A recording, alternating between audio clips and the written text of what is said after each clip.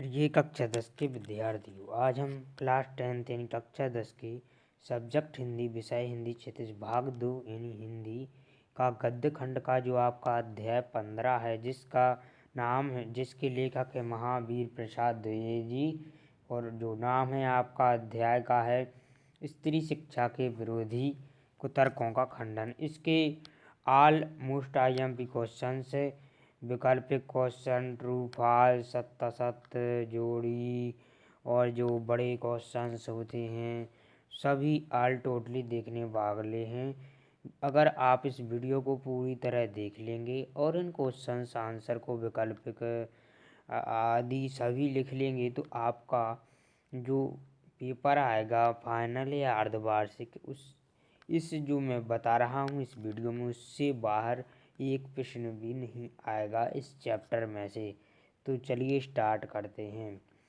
पूरे जो आपके हैं इसमें बताए गए हैं मोस्ट IMP लेखक परिचय से लेकर सब कुछ, इसलिए वीडियो अंत तक देखते रहें और इस वीडियो को रोककर या स्क्रीनशॉट लेकर महत्वपूर्ण बिंदु इस पाठ की अपनी फेयर कॉपी में अवश्य लिख लें। चलिए शुरू करते हैं। तो पहले है लेखक परिचय। महावीर प्रसाद द्विवेदी, जन्म समय 15 मई सन 1864 को, जन्म स्थान ग्राम दौलतपुर, जिला रायबरेली, उत्तर प्रदेश, निधन 21 दिसंबर सन 1938। अगर आपको लेखक परिचय आता है पेपर में तो यह लिखना है। उनकी रचनाओं में आपके लिए लिखना है। आपकी प्रमुख रचनाएं निम्न प्रकार हैं: निबंध संग्रह, रसज्ञ रंजन, साहित्य शिखर और साहित्य संदर्भ। आपके लिए केवल 3 रचनाएं आती हैं तो आप 3 रचनाएं याद कर लें बस।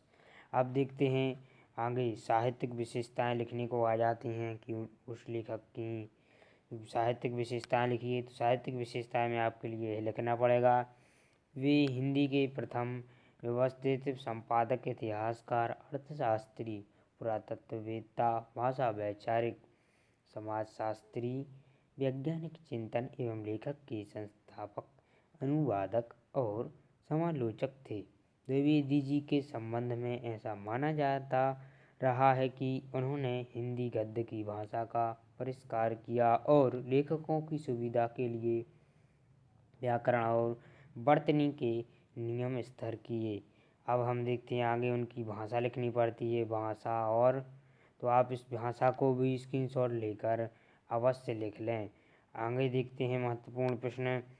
साहित्य में स्थान उनका लिखना पड़ता है। साहित्य में स्थान तो आचार्य महावीर प्रसाद द्विवेदी मात्र एक लेखक ही नहीं बल्कि ऐसी संस्था थी जिससे परिचित होना हिंदी साहित्य के गौरवशाली साहित्य से परिचित होना है।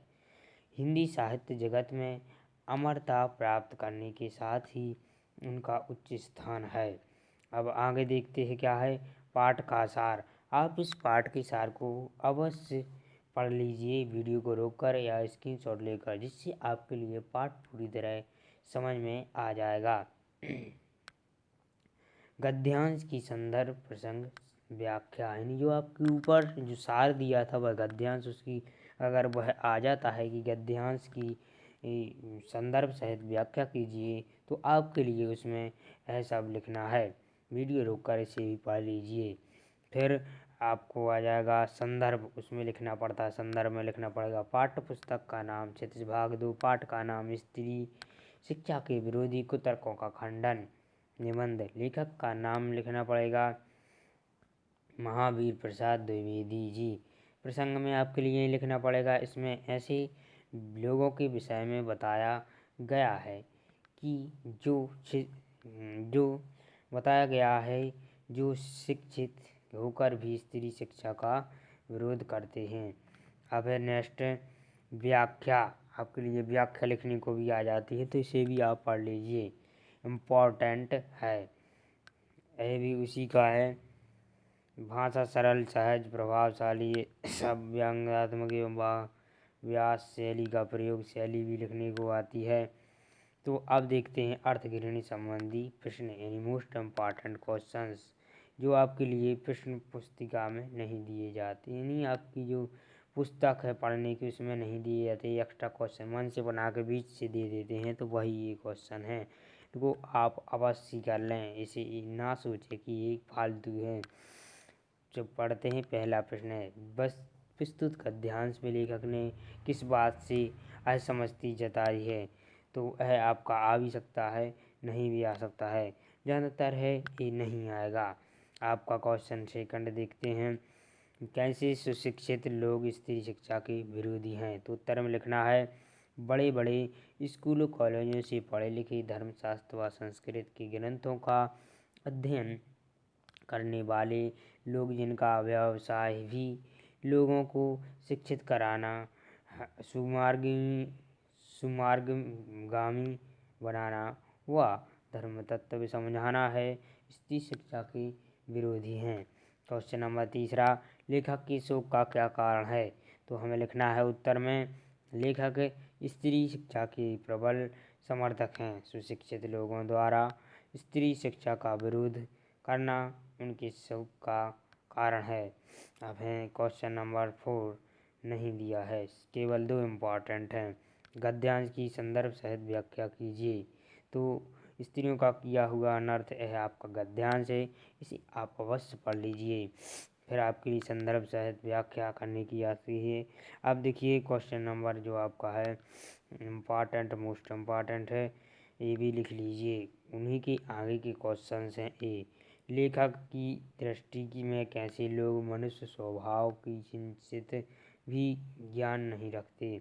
उत्तर में लिखना है, लेखक की दृष्टि में जो लोग पत्नी पर घोर से घोर अत्याचार एवं अन्याय करके भी उससे विनम्रता तथा पत्नी धर्म निभाने की आशा रखते हैं, वे मनुष्य स्वभाव व किंचित भी ज्ञान नहीं रखते, क्योंकि मनुष्य द्वारा अन्याय का प्रतिकार करना स्वाभाविक है। अब है क्वेश्चन नंबर तीसरा है, लेखक ने स्त्री शिक्षा को अनर्थ समझने वालों के लिए किन शब्दों का प्रयोग किया है। तो उत्तर में लिखना है, लेखक ने स्त्री शिक्षा को अनर्थ समझने वालों के लिए विक्षिप्त, वातवित्त तथा ग्रहग्रस्त जैसे शब्दों का प्रयोग किया है। क्वेश्चन नंबर आगे देखते हैं क्या है, वस्तुनिष्ठ प्रश्न है, यानी आपके लिए विकल्प दिए जाएंगे, उन विकल्पों में से आपके लिए उत्तर चुनकर लिखना होता है। आप देखते हैं, पहला है सही विकल्प चुनकर लिखिए। तो यह पहला, आचार्य महावीर प्रसाद जी ने स्त्री शिक्षा का विरोध करने वालों को कहा। हमारे लिए 3 ऑप्शन 1 2 3 4 ऑप्शन दिए गए हैं, तो चारों सही हैं। पागलवाद, व्यतीत, ग्रहग्रस्त, उपरोक्त सभी हमारा उत्तर हो जाएगा। प्रश्न दूसरा है, व्यक्ति को शिक्षा किस मार्ग पर चलने की प्रेरणा देती है। संजारगी, कुटिल मार्ग, टेढ़े मार्ग पर, ऊंचे मार्ग पर। तो हमारा उत्तर है सन्मार्ग पर, आ नंबर का ऑप्शन सही है। अब है प्रश्न क्रमांक तीसरा ऑप्शनल का, ये लेखक ने शोक की बात किसे माना है। तो हमारा सा नंबर का ऑप्शन सही है, स्त्री को पढ़ाना ग्रहग्रस्त सुख विनाश का कारण। अब है क्वेश्चन नंबर 4, बौद्धों के ग्रंथ का नाम है क्या है। तो हमारा ऑप्शन नंबर बा सही है, त्रिपिटक। प्रश्न क्रमांक 5वां, कालकूट का शाब्दिक अर्थ क्या है। तो हमें है सा नंबर का विष। कालकूट यानी होता है जहर, विष। अब है मैच द फॉलोइंग, सही जोड़ी बनाइए। तो यह आपके लिए इसकी स्क्रीनशॉट लेकर या वीडियो को रोककर आप अवश्य लिख लें। इनके उत्तर नीचे दिए गए हैं। पहले का ई है संपत्ति शास्त्र, तो पहले का हो जाएगा आपका ई महावीर प्रसाद द्विवेदी। इस प्रकार आपके क्वेश्चन हैं, इनको स्क्रीनशॉट लेकर अवश्य लिख लीजिए, क्योंकि जोड़ी आपकी पुस्तक में नहीं दी गई है और पेपर में आती है। 7 भी नहीं दिए गए हैं और पेपर में आते हैं। मोस्ट इम्पॉर्टेंट 7 हैं, बोर्ड द्वारा जारी किए गए हैं, इसलिए इसे अवश्य लिख लें। इसे छोटा मोटा ना समझें। तो पहला है, कौंडिन्य मुनि की पत्नी का नाम शीला था, यह हमारा सत्य है। कुमार संभव एवं रघुवंश कवि कालिदास द्वारा रचित महाकाव्य है, यह भी सत्य है।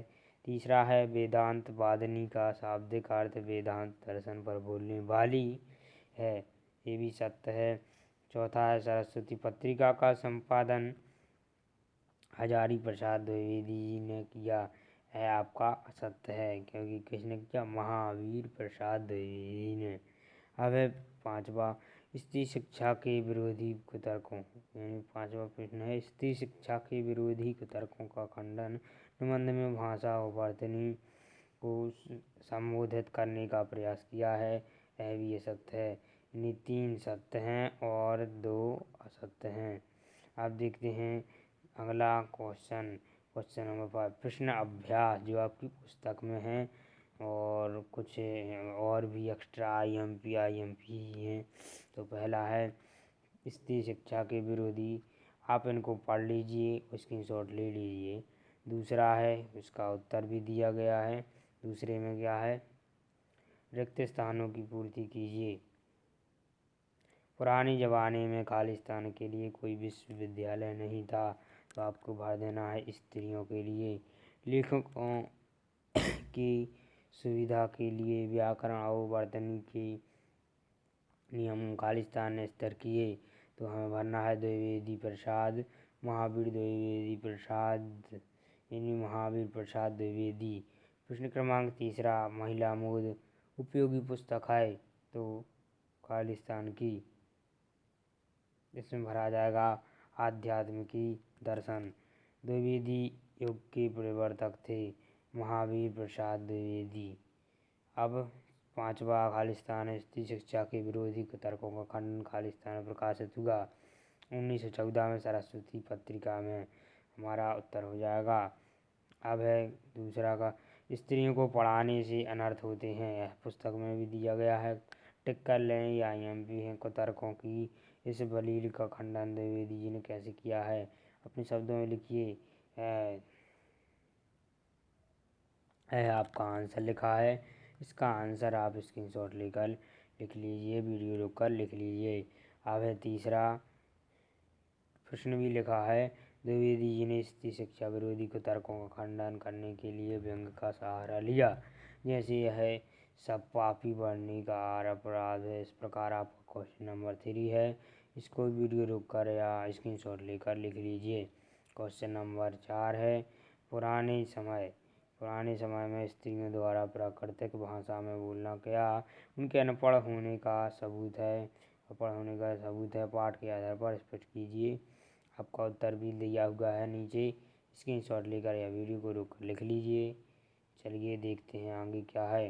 प्रश्न क्रमांक 5 है, परंपरा के उन्हीं पक्षों को स्वीकार किया जाना चाहिए जो स्त्री पुरुष समानता को बढ़ाते हों। ये तर्क सहित उत्तर देना है। हमारा उत्तर नीचे लिखा है, परंपरा के उन्हीं पक्षों को सदैव स्वीकार किया जाना चाहिए, इस प्रकार हमारा उत्तर है। स्क्रीनशॉट लेकर या वीडियो को रोक कर लिख लें। प्रश्न क्रमांक हम जल्दी से 6वां देखते हैं, तब की शिक्षा प्रणाली और आपकी शिक्षा प्रणाली में क्या अंतर है, स्पष्ट करें हैं। आप लिख सकते हैं मन से भी और बना के भी, पुस्तक में से भी लिख सकते हैं। चलिए आप इसका स्क्रीनशॉट ले लीजिए, वीडियो रोक कर लिख लीजिए। प्रश्न क्रमांक 6 के बाद क्या है आपका है, भाषा अध्ययन। निम्नलिखित अनेकार्थी शब्दों को ऐसे वाक्यों में प्रयुक्त कीजिए। तो आपके लिए जैसे उत्तर है चाल, तो राम की चाल बहुत तेज है, मैं उसकी चाल को समझ नहीं पाया था। हरा, तो जो शब्द दिए हैं उनके 2-2 मीनिंग वाले अलग अलग मीनिंग निकले। दो वाक्य लिखना है, जैसे टिड्डियों के दल ने फसल को नष्ट किया। दल इधर टिड्डियों का दल। मैं राजनीतिक दल से दूर ही रहता हूँ, एक राजनीतिक दल। वृक्ष से अनेक पत्ते गिर रहे हैं, पत्र यानी इधर हो गया पत्ता, पत्ते गिर रहे हैं। मैंने अपने मित्र को कल पत्र लिखा है, हो गया पत्र लिखना, वो लिखते हैं जो हम मित्र को, पेपर में भी आता है पत्र। और लेकिन देखो पत्र और पत्ता में कितना अंतर हो गया। हरा, पानी डालने से पेड़ हरा हो गया कि नहीं। राम ने युद्ध में रावण को हरा दिया, हरा यानी हार, हरा देना, हरा हो गया। 2 प्रकार के, एक कलर एक हरा देना। घर नहीं, सॉरी, पर पक्षियों के पर रंग बिरंगे यानी पर यानी पतंग रंग बिरंगे होते हैं। अभी इस घर पर नहीं था। इधर दूसरा मीनू निकल रहा है और ऊपर दूसरा मीनू निकल रहा है। आम का फल मधुर था, जैसा करोगे वैसा फल मिल पाऊगा। यह भी सही है। अब कुल कुल में है, पक्षियों का कुल बोल रहा है। कुल पक्षी का हो जब विवाह में कुल 50 व्यक्ति थे। इस प्रकार हमारे जो क्वेश्चन आंसर हैं वह पूर्ण हुए। Most IMP question chapter number 15 के महावीर प्रसाद द्विवेदी जी का हिंदी का चित्र विभाग 2 कक्षा 10 के और भी सभी इम्पोर्टेंट सभी विषय के क्वेश्चन देखने के लिए हमारे चैनल को सब्सक्राइब कर लें और बेल आइकन अवश्य दबा दें। वीडियो देखने के लिए धन्यवाद। जिनको इस वीडियो की ज़रूरत हो शेयर कर दें।